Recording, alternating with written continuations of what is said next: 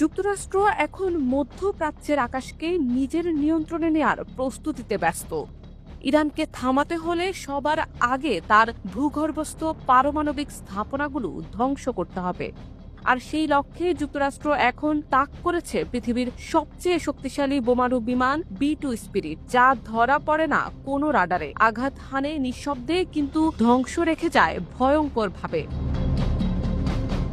সব মিলিয়ে বিশ্ব রাজনীতির মানচিত্রে ফের ঘনীভূত হচ্ছে যুদ্ধের কালো মেঘ। পারমাণবিক কর্মসূচি নিয়ে ইরানের অনড় অবস্থান, ইয়েমেনে হুতি বিদ্রোহীদের প্রতি তাদের সমর্থন এবং সামগ্রিক মধ্যপ্রাচ্য জুড়ে বেড়ে চলা প্রভাব প্রতিস্থাপনকে কেন্দ্র করে যুক্তরাষ্ট্র ও ইরানের মধ্যে উত্তেজনা এমন এক স্তরে পৌঁছেছে যেখান থেকে ফেরার পথ ক্রমেই সংকীর্ণ হয়ে আসছে। আর এই উত্তপ্ত পরিবেশে যুক্তরাষ্ট্র তার সামরিক ইতিহাসের অন্যতম ভয়ঙ্কর ও বিধ্বংসী প্রস্তুতি গ্রহণ করেছে, বিশেষ করে আকাশপথে।